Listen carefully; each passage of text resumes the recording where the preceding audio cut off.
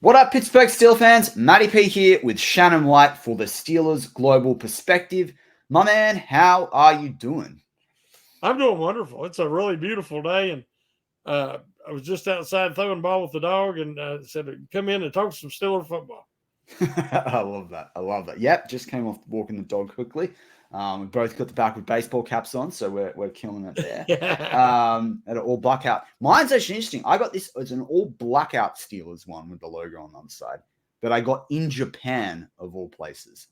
A lot of people don't know Japan actually American football, like football, is quite popular in Japan, and particularly for them to play than to watch it. But I was walking around. I had 2 or 3 hour gap between two meetings, and I was walking these back streets of Tokyo, and there was this big NFL shop that sold pads and everything. And I walked in there, and mate, there was a game of Mason Rudolph playing college football, believe it or not, on the screen. And then there was a Steelers highlights. I think it was from the 08 playoffs, and yeah, it was just really crazy. And I had this all blacked out Steelers cap, and I really liked it. So I was like, this is hilarious. My first souvenir of all my whole Japan trip is going to come as a Steelers cap. My wife was very unimpressed when I got home.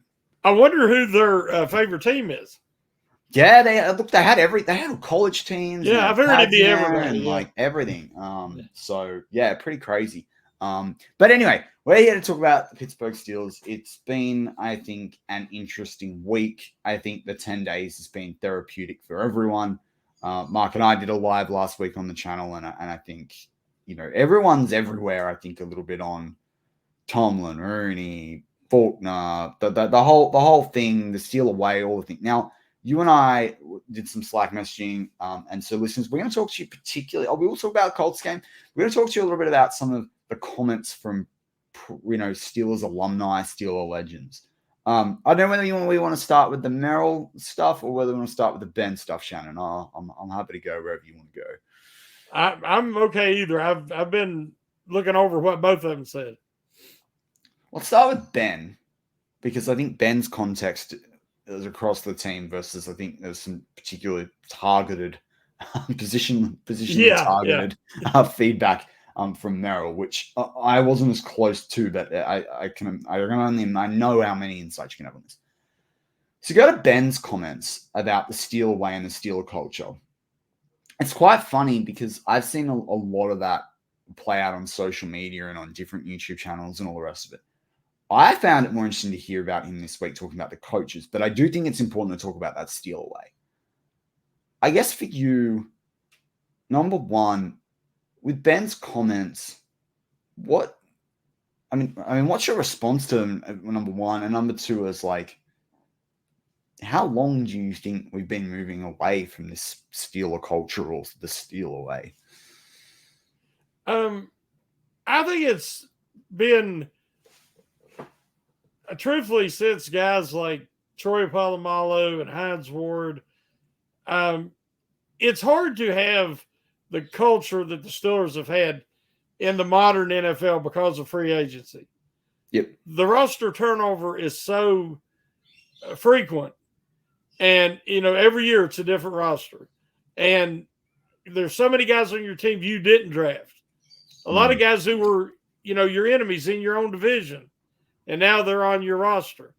And so I think the Steelers culture was defined in ownership, especially Dan Rooney, more than it was even in the players in the locker room. Yep. Because you hear every player, former Steeler who's retired or plays somewhere else, they speak so highly of Dan Rooney and the way they were treated and the way the Steeler organization operated. Yeah. Now you'll hear them talk about Mike Tomlin, how much they admire Mike Tomlin and the way he treats the players, but you never hear nothing about ownership anymore. No. And so I think it's a little bit hard to have that now because of free agency, because of social media's impact. We are social media, and we are. I've benefited from it, but it has become toxic at times. Oh, and it can be Twitter's a cesspool. And it can be a detriment to not only the enjoyment of the viewers, but for the players, because they get involved in a lot of the talk sometimes. And then you have former players and former team personnel like Hodge. Of course, he was both. He was a former player, and then he was part of the new scouting department until they let him go over some comments that he made. No. And now I think a lot of his comments will come out a little more hyperbolic, maybe a little bit with an angle, because I think he may be a little angry.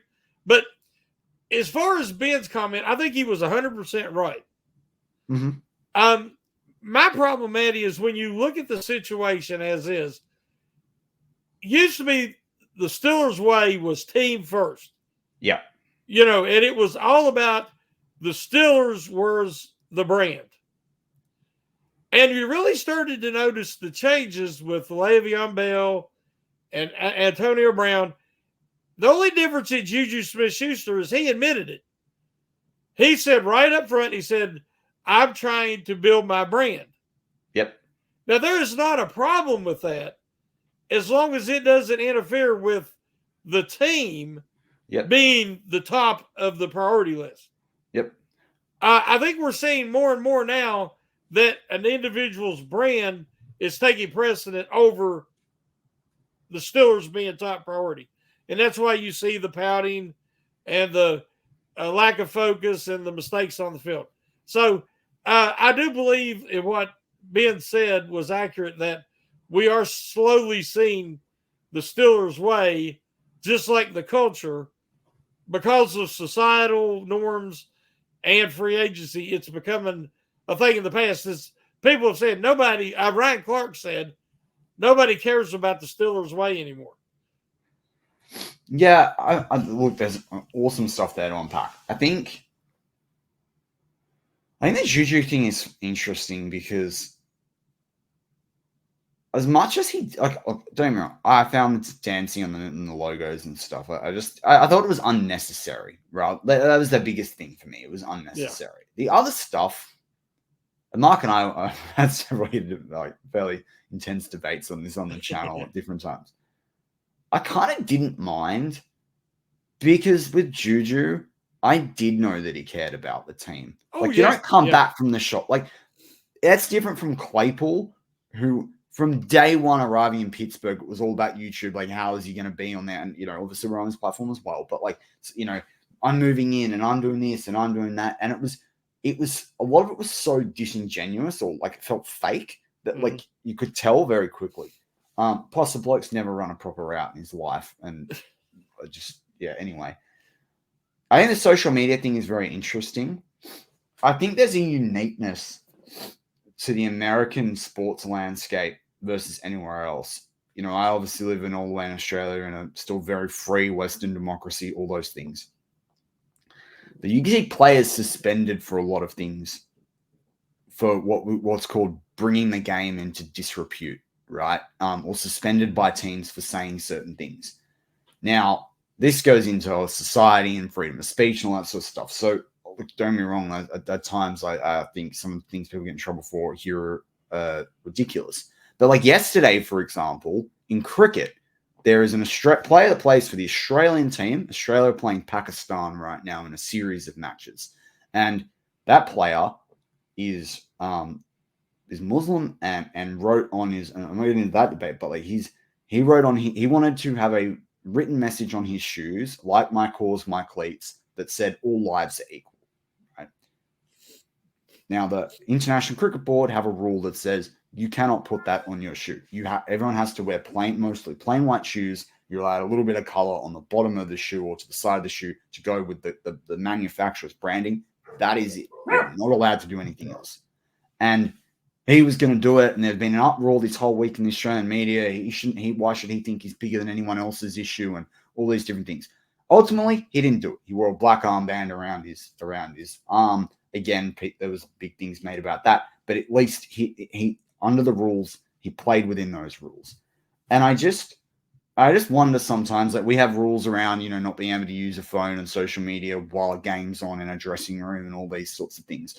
I just wonder whether like the league's kind of got to pick and choose what it wants here, because the NFL's all, I mean, check the celebrations. The celebration thing is like it was one of these examples. Like the league, and some of the owners probably don't necessarily want this social media generation of players. But at the same time, they profit off it in particular. So I just think but I think there's a lot of maturity. And I think, again, Mark and I once talked about this about like, any of this, I think it's people in general, but particularly males, the frontal lobe doesn't come through till 25.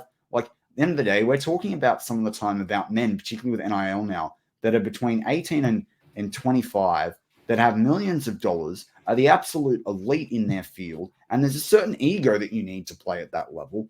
And that manifests. Now, do I think it is manifesting in the right way? Heck no, because I don't think they're looking at the context. It's like I always said with Le'Veon Bell, he can go make $20 million more than what the Steelers are going to pay him if he plays out a deal. Fine, but his legacy is going to be nothing. If he stays in Pittsburgh, we probably win a Super Bowl. What's your legacy? Like, you got to think about like what's your branding as a Super Bowl winner versus not a Super Bowl winner. Like, you're going to make more money over time than maybe you might if you go and take that big deal. Right? Yeah. And look at it. He's not even ever played out that deal. So that's one aspect. I think, though, the other two things you hit on, which are really interesting, is the whole idea of the steal away, Dan Rooney, and where the culture's going now. And if anything, like I kind of think this is what makes the whole Mike Tomlin discussion, which has dominated the airwaves for the last few weeks, really interesting, because if he goes, at whether it's now in a year's time with no extension or 5 years' time, let's say he gets re-signed, which I think could happen, particularly if they're looking at an OC outside of Faulkner. Like, if he can hold that he can be that bastion of that culture, and he does have kids, that are younger than some of the players today. So there is a certain amount of, he's talked about that in the offseason, the ability to relate.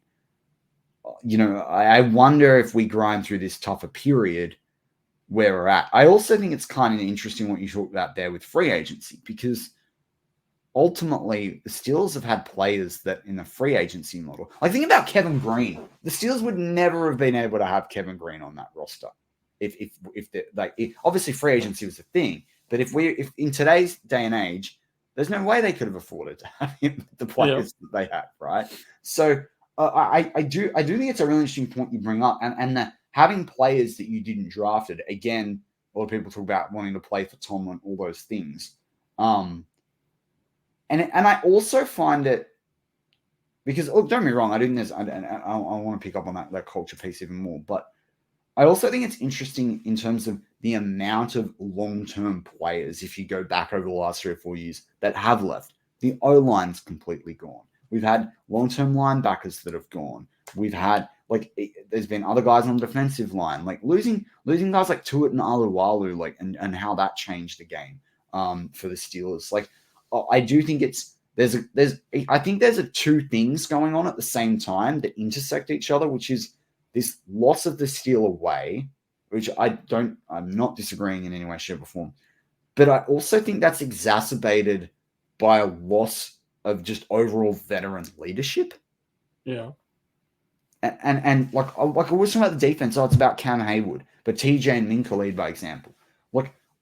I kind of wonder, I think Mark and I talked about this about a month ago. I might have brought it up to him, but it might have been off there. And I said to him, I kind of wonder whether with Cam for the last few years of his career, he can be that talisman of the culture and the defense. But I kind of wonder whether it's like he needs to sit there and say, for the benefit of the defense and the team, Minka and TJ are already stepping up, but he's like, Minka and TJ, you guys have got to start stepping up. I'll help you, but you've got to realize that this is your team for the next 5 or 6 years. You've got to step up. But on offense, there's no one there. And I'm a little bit sick of people talking about Najee Harris, because his demeanor and his body language sometimes, particularly the faces he pulls with the media, and a lot of people out there say the media are mean to the players and Tomlin.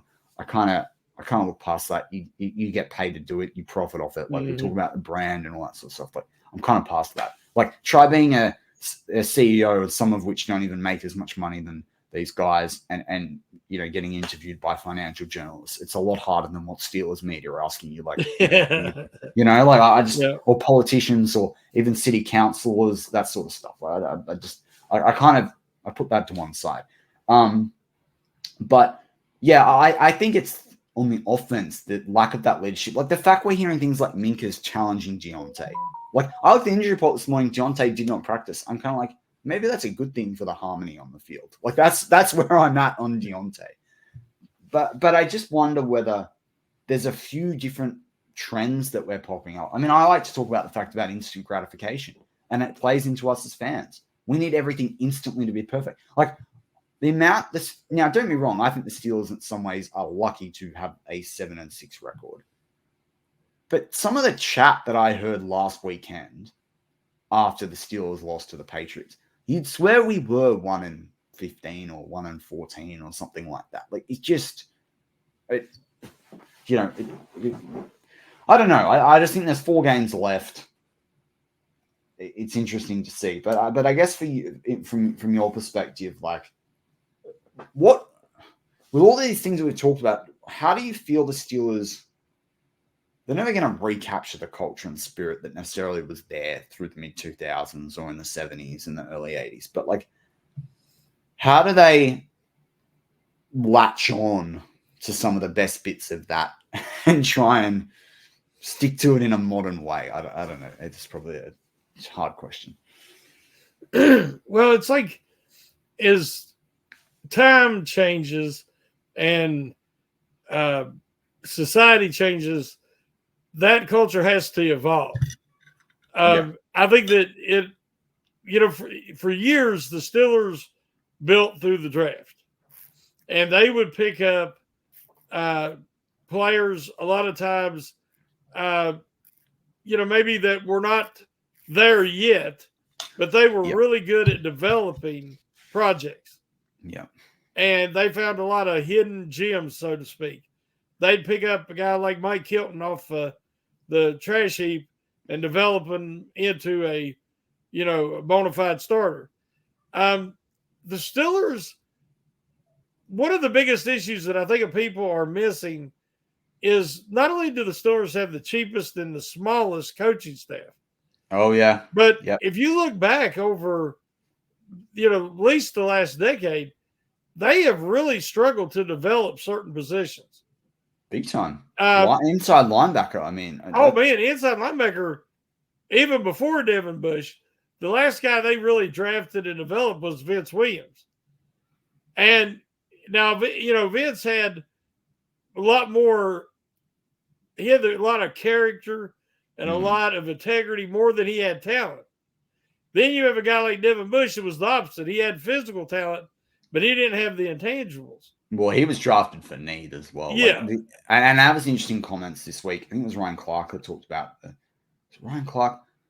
I'm having mental blank on who it was, but it was a former player that talked about the difference between the Steelers over the last 5 or 6 years, 7 years, even a decade, where we've drafted for need. I think it was Ryan Clark. We've drafted for need rather than drafting for skill and best player available.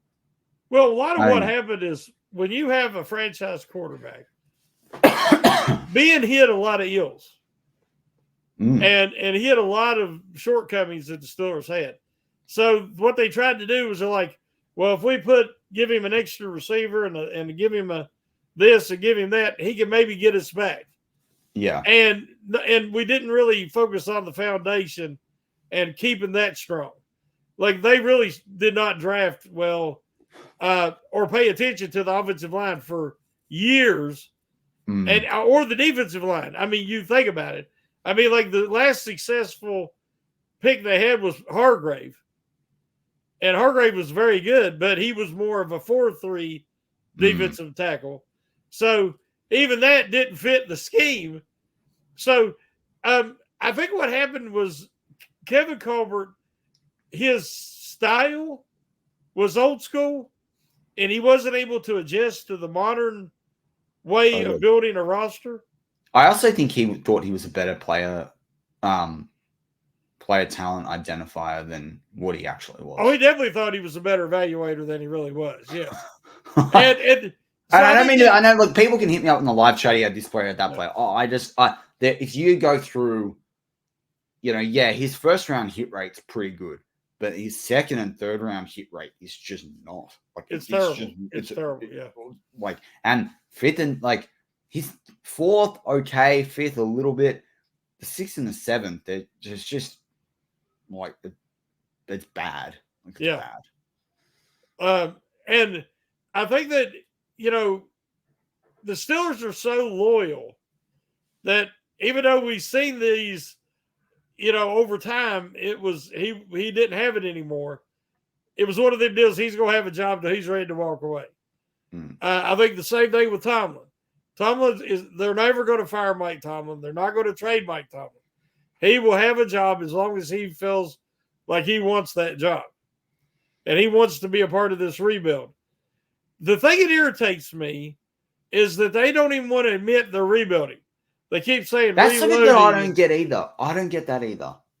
I mean, I understand that when you think rebuild in the modern day, because of parity and the way the NFL set up, you have some losing seasons, you get better draft picks, and that's how you rebuild. And that's how parity works. Well, the Steelers don't want to have a losing season. But somewhere along the line, something's got to give, because right now they have issues across the board.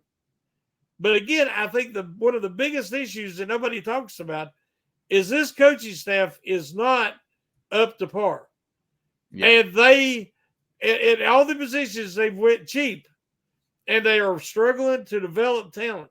So it's funny because I did it. Look at the wide receivers, man. Yeah. I mean, the lack of effort, the lack of fundamentals, the false starts, the half-hearted routes, the not selling that. Like if you're coming off, okay, it's going to be a run play, but you got to sell it like you're going to go deep and get that quarterback turned and out of the play. That you can tell what the play is going to be because they just stroll off the line. They don't even try to sell anything. Yeah. So I think that there's so many small fundamentals that are not being taught or are not being enforced. That goes back to team discipline. That it is making a real difference on the field. Totally. I think, you're talking about wide receivers and then go back to Coach Drake passing. And I think that things like that. That was big. That was big. Because I feel like there's big changes after that. And particularly in the wide receiver room, it's a bit like the DB room. You're going to have a few more hotheads. It's like that's like the title fight boxer. There's a certain amount of ego you've got to have to go out there and do combat catches and all that sort of stuff, and just where they are. That would be I know it's not that's in when I grew up playing rugby, the people that played to do similar things on the field, even though they're called different positions. They were what we used to call the pretty boy positions, right, or the prima donna, positions, right? I played more in the trenches, so and that sort of thing, but. Like, I do think, so you're going to have a little bit of that naturally. But you did talk about that with the coaching side of things. I mean, if you're Art Rooney today, what would you do about Tomlin? Well, I mean, I believe that Tomlin, it's funny. We talk about Kraft's already said that they're going to move away. The Patriots are going to move away from Belichick. Yep. The man's won 6 Super Bowls, widely considered. But I think Belichick and Tomlin are. Sorry, I'll let you. I think he's widely considered the greatest coach in NFL history. Now, again, all the great coaches had a great quarterback. That's just part of it. You got to have that. Yeah, and Ben to win the titles. But we see when he lost, he was a defensive coach first. So when he had Brady, he had the offense. He lost Brady, he doesn't have the offense. Yeah. I think Tomlin's going through a little bit of a similar thing. He was a defensive coach. He had the offense. Now he don't have the offense. Yep. But the difference is if you talk to any Patriots fans, they'll tell you who's your Mount Rushmore. And of course, Brady's going to be on there. And Gronk and a few guys, but they're all about the Patriots, not certain players. Yep.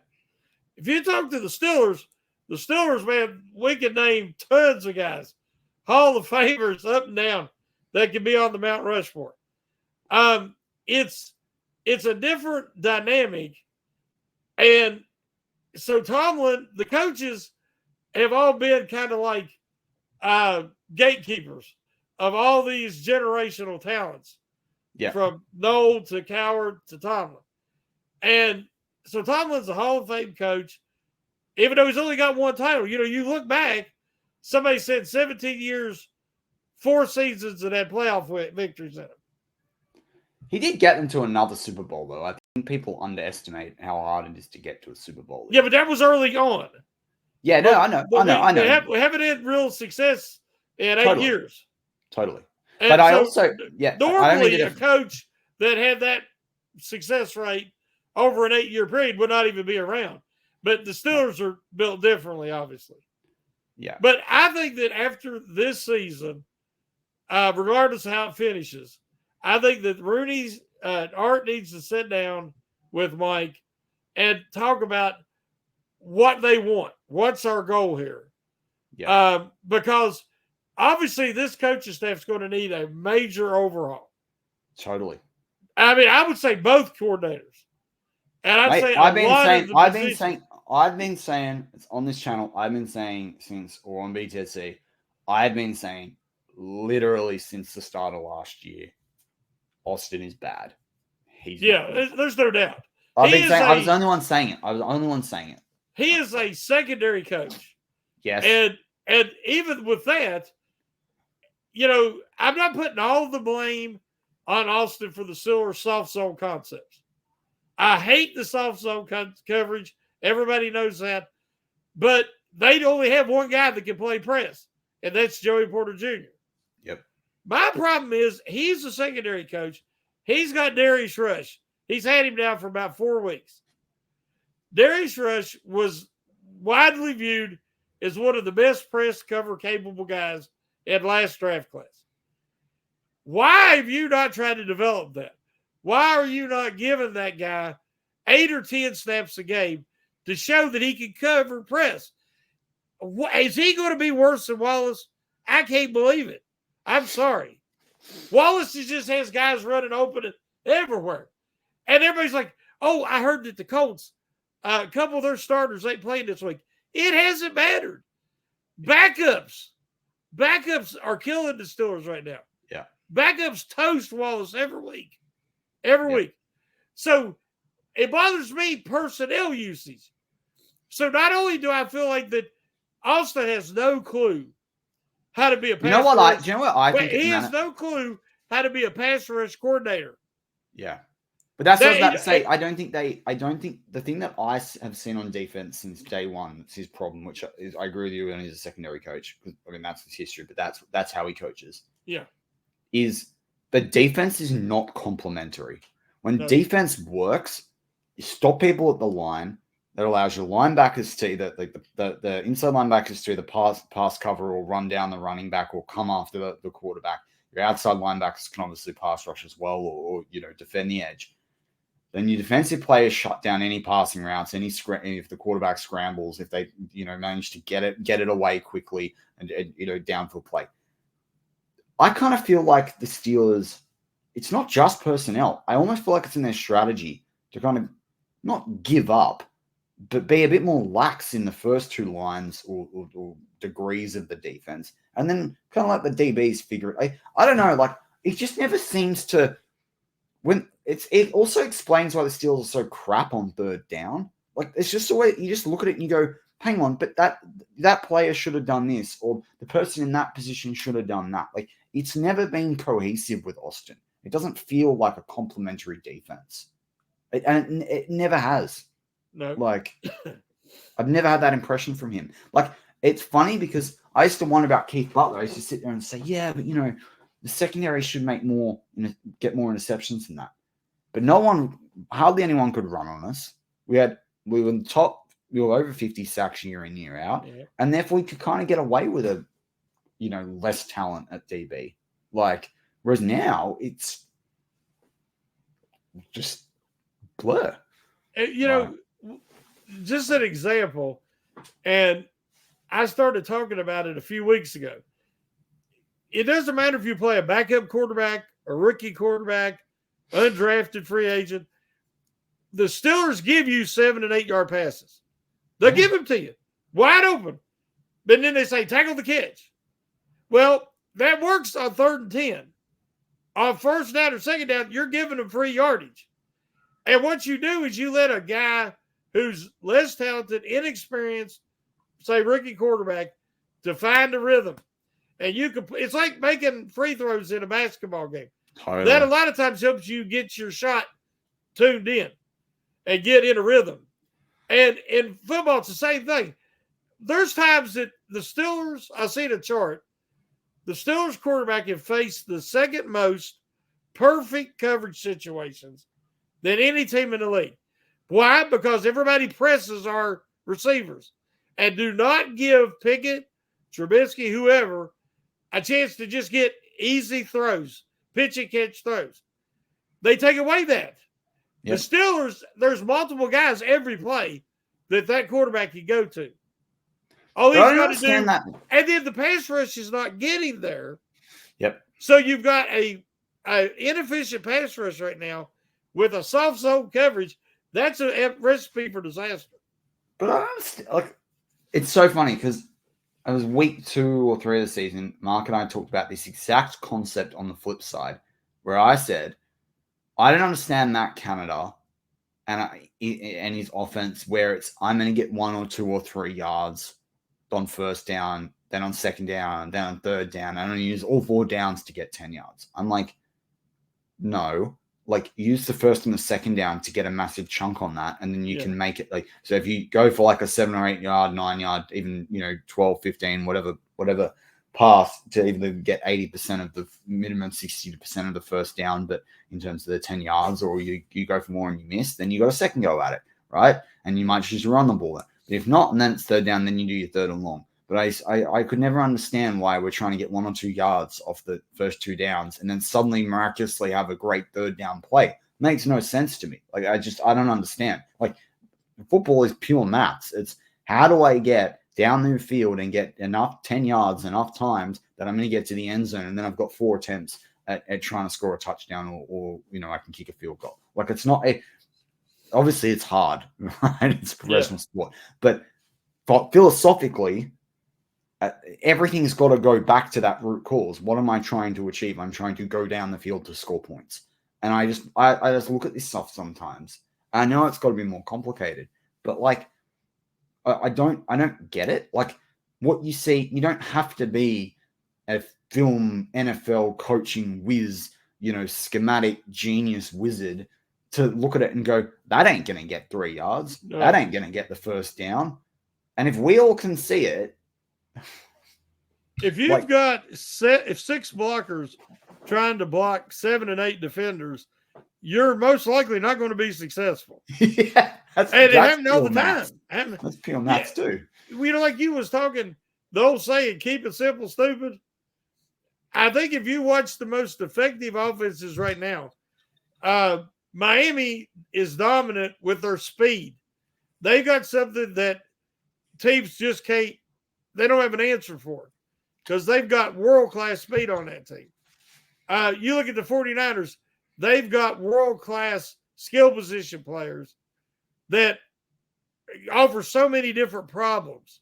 Yeah, the versatility.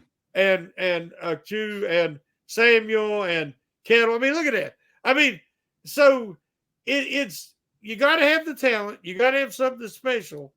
But then one thing sets up another. One play, you might not be the primary target. You might be a decoy. But if you got to run it like you're the main target. Yeah. Because they'll come later in the game, you will be the main target. And that also doesn't foster team harmony when someone else is running decoy for you and then you don't run decoy for them. Exactly. And we're seeing that a lot. Yeah. And it's disgusting. It really is. But where's the discipline? Where's the consequence? What do you think about because I was just so enraged by the whole game at that point. Like it was struggle. I did struggle a little bit to have the full context of it. But what did you think about how frustrated George Pickens looked last week? Well, me and you was talking back and forth during the game on Slack, and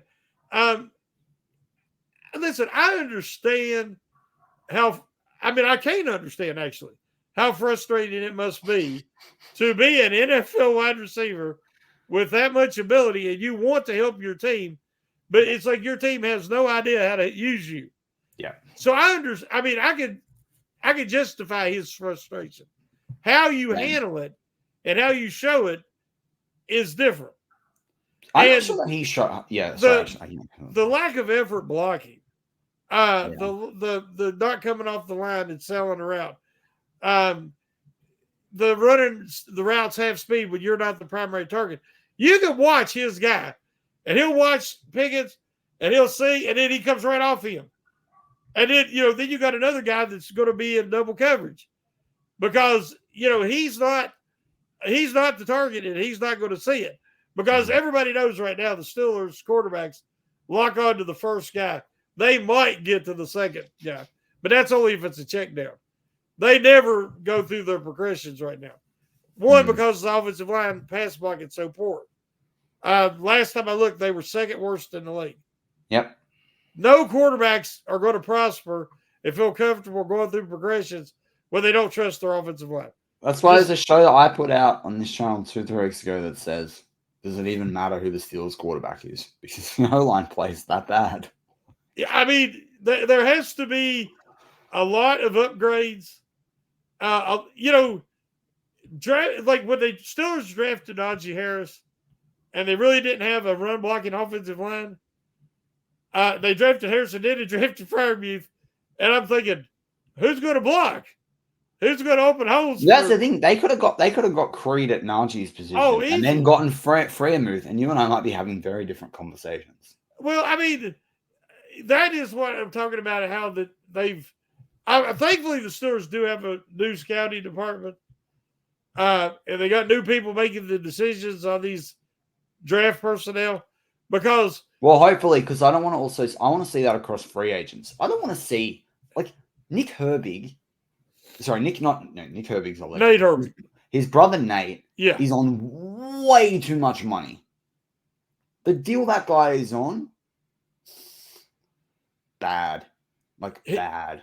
Well, I mean, I watched him with the Jets, and he was a people mover. But it's a totally different scheme, blocking scheme. They're asking him to do something different. And I've been shocked at how ineffective he's been when he's had to play for the Steelers. Well, I want to bring that up, actually. And it's interesting because, injury reports, Sam Marlowe isn't practicing at the moment. But one of the coaches that I haven't decided whether I think he needs to get the flick or not is Pat Meyer. Do you think they retain Pat Meyer at the end of this season? Do you think they should move on there? I kind of... we talked about O-line coaching for so long with who was that bloke that's now at the Patriots that was at Oregon that was with us, having a mental blank. The guy was in there for one season. Atrocious. We don't even have to speak his name because he was atrocious. But anyway, it was such a topic of debate for so long. But I feel like Pat Meyer, whether it's been masked by other things, I don't know. It's hard to decide whether he's done an okay job with crap players or whether he's not done a good enough job. I don't know. I wanted to get your take on it. He was such an upgrade from what they had Sarrett, and then they had the other guy that you're talking about. And I can't think of his name either. But it was such a, doesn't it? Anyway, it was such an upgrade. It was kind of like when Mason Cole played last year. Yeah. He looked like to us, it's like, oh man, this guy's a legit starting center. Because we compared him to Kendrick Green. Now this year, the warts are showing. And you can see that he's a quality backup offensive lineman, but he's not starting material. And that's disappointing to me because I really like the guy. But I just don't see him as the long-term starter. This was his opportunity to prove it, and it hasn't happened. So, but I think you're going to have a new center. I think we'll see Broderick Jones at left tackle next year, and conceivably a new right tackle. Oh, definitely. You're not paying Chooks $10 million a year to. Well, I mean, I don't think it's going to be Dan Moore. I don't think. I think it's going to be Dan Moore either. I don't think he's going to be moving over. They got Samalu and Daniels. They're set at guard. So I think you'll have a new right tackle, whether it's through the draft or through free agency. Well, that's the thing. I mean, I think so. You could bring in a new offensive line coach because you're going to have probably 3 guys at new positions. But should they? Do you think they should bring in one? I'm not. I like Pat Meyer and what he's taught on the run blocking side, but their pass blocking's terrible. Yeah, man, I'd say it's the second worst in the league. Yeah. Last week or the week before against the Cardinals, where Jones blocked down and let 2 free rushers come on the right side. Yeah, that was before Pickett got hurt. Come wide, I mean, so anybody's like, he rolled his left. We had 2 free blitzers coming from the right. That's just, what happened to just block the guy in front of you? They're doing stunts on themselves. And then you'll see at times 3 guys blocking one guy and nobody blocking somebody else. This is what I used to say about This is one of the things. They're very different players. I think the line's built much more for a Jalen Warren running back than a Najee running back. But I say this all the time with Najee. Najee doesn't run to holes in space. Najee runs into people. It's like he's got a magnet. It's like the other player's wearing a magnet on their jersey and he's wearing a magnet on his jersey and he's pulled toward them. Run at holes in space at your size, and then someone's got to reach out and grab you or do some high tackle when they're going to bounce off you. It's exactly what you said there. Not blocking guys in front of you, goes back to the KISS principle that you said before as well. Sometimes it feels like you're struggling to understand what game they're. It's like they're playing a different game. Well, you know what that's called? As for a running back, it's called poor vision. Yeah, well, yeah. I mean, he don't see the hole. Warren does. Yeah. And Warren gets small and he's short and he just bursts through that hole. And, that's why he can run with, comparable power to Harris, who weighs 245. Correct, yeah. But Harris, he'll run right up the back of his offensive lineman. He does it all the time. So you've talked a little bit toward it, but why don't we delve into Merrill's comments, and then we can talk a little bit about Colts and a title up in a bow. But I think, let's talk to Merrill's comments about the wide receivers and the tight ends. How do you, number one, what was your sort of reflection response when you heard the comments? And then I think number 2, how did the Steelers... Can the Steelers fix that in the next 4 games well enough? Maybe even not fix it, but can they improve this well enough to get back to winning football games? Well, I have a lot of respect for Mel Hodge, the player, the announcer, the talent evaluator. He's a Steeler through and through. I understand he had some, disagreements with the front office and they didn't like some things. He's very honest. And I think that led to his dismissal. And now I think he's a little bit, as we talked, a little bitter. But he'll get past it. But I wrote about it in my random Steeler observation article. Yeah. That's posted tomorrow. I believe that it's not fair to lump the tight ends in with the wide receivers when you talk about a lack of effort from the Steelers pass catchers, which is what he was talking about. And he used some colorful language when he said that the tight ends look like, I'll just say, 2 turtles being affectionate when they try to block. And it was funny. But, Pat Freiermuth has had a tough year blocking. Yeah, it doesn't help when I think he's still playing through injury. Yeah, when he hurt his chest in that first game, when he got blew up between them two 49ers defenders. I thought he was going to miss a lot more time. Yeah. And since he's come back, he does not seem the same, especially as a blocker. But when you've got a hamstring issue as well, and you're running, then you're stopping, you're planting, then it affects everything. It affects everything. Yeah, that's not. Before the season, we were talking. I was talking with the homies on a podcast. I'm like, that's great that they drafted Darnell Washington because he can handle the heavy blocking. Yeah. And free Freiermuth up to work the slot where he is very effective. Correct. And we see that in the Bengals game. See, that's something I got to mention real quick. When the Bengals game is the first time we seen what I think the Steelers offense could really be. They were effective in all four quarters. They moved the football. They didn't score enough, but they were effective moving the football, throwing the ball down the middle of the field, working the tight end, Freiermuth, play action, the whole get caboodle. The very next game, after post-Canada, Pickett gets hurt, midway through the first half. So, that was terrible because we was actually going to get to see what this offense could start to look like. And now that's gone. And he was 7 for 10. A lot of people go, yeah. It wasn't like he was having a bad game. He was 7 for 10. He was. But now Trubisky's like a lost ball in high weeds. He don't know what's going on. Well, that's a good segue as well. Like, how short is the leash on Mitch Trubisky this week?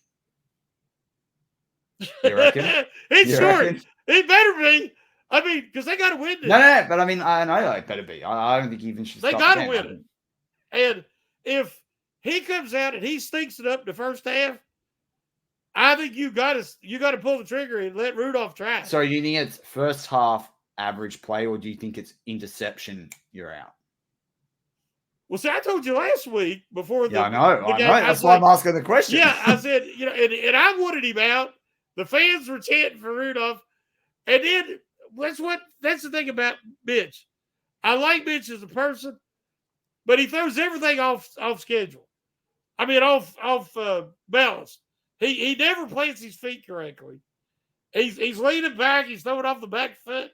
I think he thinks he's Aaron Rodgers, but he's not. I was about to say, and even in these press conferences, he talks like a guy that got drafted in the first 3 picks that still thinks he can be a Hall of Famer. And I don't even think he should be taking the field of an NFL team. Like how the Steelers thought they could pay him $10 million This is what, 7 years later?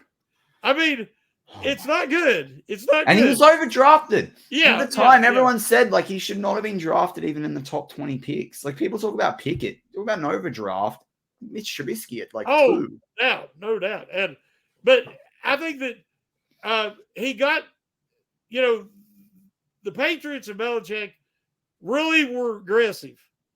And they left that corner out there on Johnson. And Trubisky had just enough time to throw that off platform throw. And he completed it for the touchdown. And you know what I found funny? I told my wife, I said, that'll never happen again in this game. It was a lot of luck. But the interesting is they asked Ben about that on football, and he said, yeah, I would have passed that to DJ as well. And I thought to myself, fine. And who am I to criticize a Hall of Fame quarterback? But like, you threw your fair share of interceptions as well. And also, if you threw them, you had an ability to bring us back and fix the mistake. Exactly. There's a completely different mindset there. It's complete. The Steelers have to play and are built to play right now. I've said it for probably the half the season, low margin football. And when you throw interceptions, you can't play low margin football. You are going if you watch the film, the thing that stands out is how many times there is one guy open.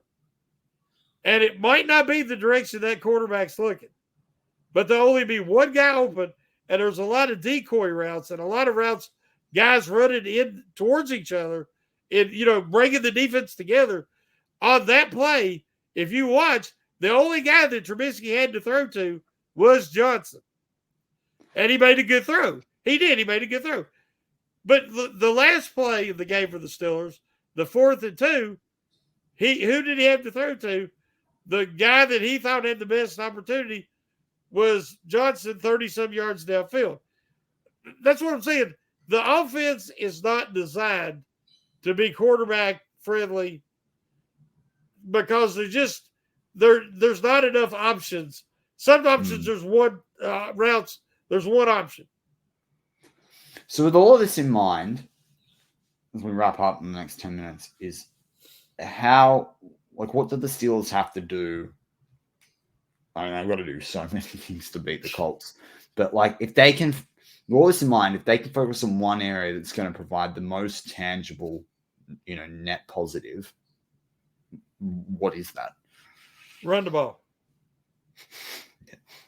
No, I mean, I'm serious. No, I know. I completely, because that wasn't there. This is not the New England Patriots defense. No. Belichick knows how to beat Mike Tomlin. 100%. He knows how to beat a 3-4 defense. He knows how to shut down. If you're one-dimensional, he will shut you down. Yeah. And he made sure that he shut Pickett down totally, and he stopped the running game. And the Steelers had no answer. Now, can the Colts do that too? I don't know. They got some really young, talented secondary guys. They've really revamped their secondary. But their run defense, I think you can run on them. And so if the Steelers can establish the run and then work play action off of that, work Freiermuth, get some favorable matchups in the middle of the field, I think the Steelers could be competitive.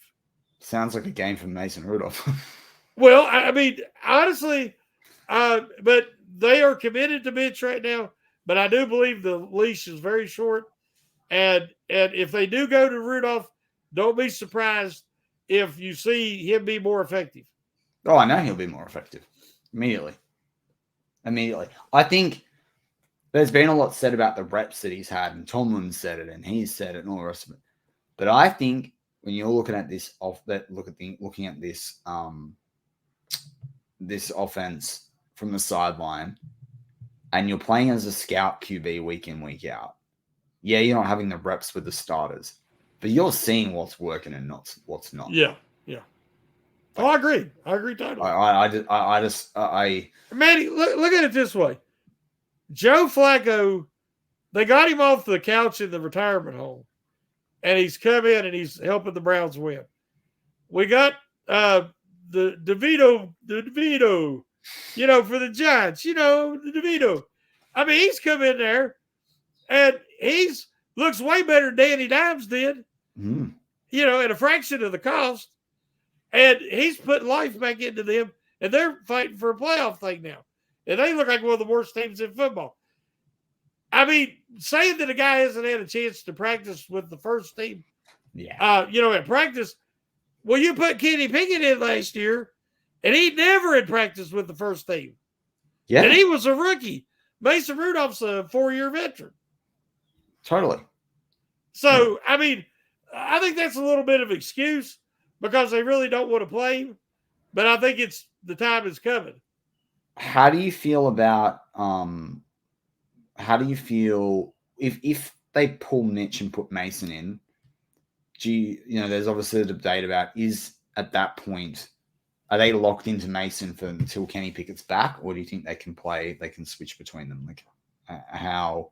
Because to me, I'm a bit I kind of at that point just let Mason play it out. But that's me.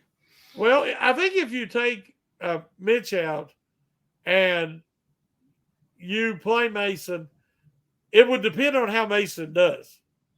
Totally. But I mean, if he playing at least as well as Trubisky's played so far. I think if he played, because I don't think Trubisky's played well. So if he no, I don't think so either. But I'm just if he doesn't look any better, if he doesn't look any better than Mitch, I think you could go back and just say, well, it's because honestly, I believe a lot of the problems is due to they're still using Matt Canada's playbook. Totally, I agree. So I'm not putting it all on the quarterbacks. I believe it's partly because the receivers are fundamentally not sound. They're not giving consistent effort. There's a lot of problems. The offensive line can't block nobody on pass protection. But that being said, if Rudolph gets in, if he's going to be a problem, to Mitch and keep that position, he would have to come in and really perform. The thing is, I think the Steelers are scared he will. Yeah. And then they're going to have a couple of questions. One, why has he never gotten more of a chance than he did?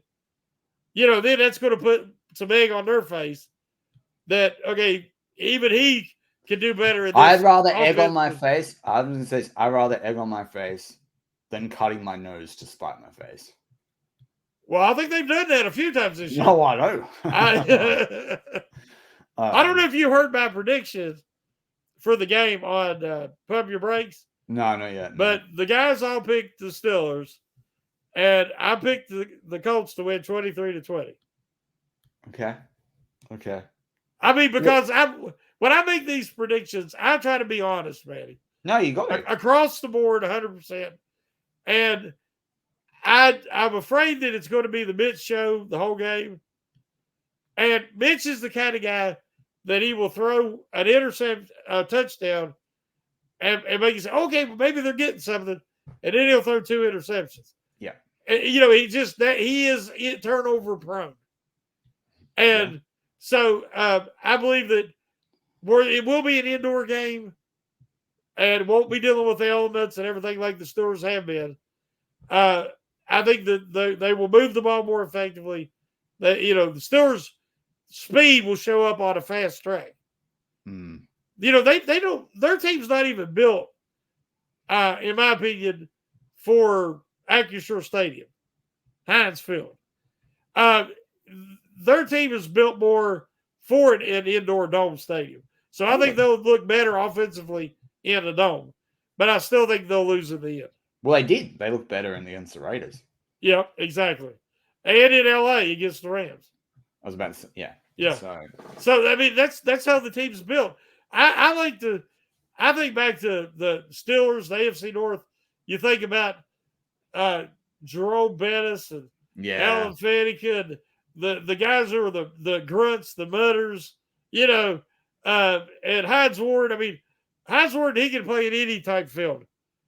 I mean, he played in the mud and he still can dominate. Yeah. On the offense, as we wrap it up, what's the one? Oh, sorry, we talked about offense with the running ball. On the defense, what's the one thing that they have to do better? I mean, they've got to do so many things better, but if they can do one thing better than what they did last week to help them win the game, what's that going to be? Well, based on the last 2 weeks, I'd say they have to shut down the tight ends and the passes to the running backs. Yeah. Because you look at the Cardinals, they already completed the pass to a wide receiver. It was to McBride and the running backs. And this goes down to not having a quality strong safety. I mean, they don't have any real strong safety on the roster right now. Not really, yeah. Again, I said that all season. I said it during the offseason. I said it during the preseason. I said it during the week between the bye. Keanu Neal might not be it, or he's going to struggle to stay healthy. I knew he wasn't the answer. I said that, and that was the bye before the season started. I said that during the bye. I said that before the trade deadline. Like, I don't like. I know if I can. This is things frustrates me sometimes. If I can, I've watched a lot of football. I've got an analytical brain, but if I can see this stuff all the way on the other side of the freaking world, how can you be there in front of it every day and not see it? Hey, Matty, check out my random Steelers observation article tomorrow, because that's another one of my points. Good. They had all these great offseason moves, but not trying to bring back Terrell Edmonds was a mistake. And he's not even starting now. Like, he's not even practically playing for the Philadelphia. But he was so valuable to I know. It would have that Mitch, Minkah Fitzpatrick has no splash plays this year. Yeah. Nothing. Yeah. That's crazy. It's just he's missed Terrell Edmonds so bad. Like, I like the vision that Khan showed, but I said this to Mark after trade deadline. I'm like, where was the Khan artist? Yeah. I mean, he had a chance to get him right there. But what I think they're doing a bit of a I think we've all got to remember, and it's what I tried to tell myself in the aftermath of last week, is this season was they were never gonna do more than go to a playoff game. That wasn't what. Yeah, I agree. Now they're getting there in a really, really annoying like a really boring, frustrating, disappointing, but they haven't progressed. Untrustworthy, unimaginable. I can just put every other negative adjective there. They're doing it in the most awful way possible. But they're not improving. That's my point. That inspires the least amount of confidence. Yeah. But there are a lot of there's a lot of opportunity to move guys on that are on deals, whether it's Deontay, Cole, or Corford. There's $25 million you can free up by moving those blokes on through cuts and trades. At least $25 million there. That's a decent amount of pool of money to use in the off season, right? There's more. I'm going to go through some of that over the next few weeks, but there's at least those three guys, $25 million, and I think it's about 8-10 in dead cap hit. But still, you're moving that on. That 25 you're freeing up is after the dead cap hit. Like, that's a healthy little budget to go out and do. Like, that's minimum 10% of your salary cap you can reinvest in free agency straight out, right? Which is awesome. They've got there's I think 16 or 17 one-year guys. Yes. They were one-year rentals that will be coming off. Yeah. And they have to make a decision on all these guys. But would you agree with me that, and I've said it multiple times now, my hope for the Steelers in the future and their improvement lies with Omar Khan and Andy Weidl. Yes. My thing is, as long as those two stay on the same page. Well, I'm afraid somebody's going to take Weidl in his current position. Somebody's going to offer him a GM spot. Yeah. And I think that's going to be bad because Khan's the money guy and Weidl's the talent evaluator. Yeah. I think they both need to be joint general managers. Same. But I've said this before. I said this back with the whole Brandon Hunt thing. Like, if you ultimately, sometimes people care less about the title. You can do something like you can do something to make the title reflective of what it needs to be, of what they want it to be, as long as for all intents and purposes they're acting like that GM. But it's about what you pay them. We were talking before about coaching. It's what you pay them. That was Steelers don't want to pay him. Well, I did a show back on this. I did an article back on this, and we were both back with BTSC. I'm sure it's still sitting there on the platform somewhere. And I talked about the concept was, should there be a salary cap for coaching, and why, and therefore would that actually force the Steelers to spend more on coaching? Because it's one of the few things in the whole of the NFL, apart from a training facility, that you can spend whatever you like on that has a tangible impact on the product you put on. That's true. But, I mean, we can be an off-season discussion for you and I, but we can talk a little bit about the business of the Steelers and the business of the Rooneys, because there's a lot of things a lot of people don't know around, and I will save it for an off-season show that we can talk about.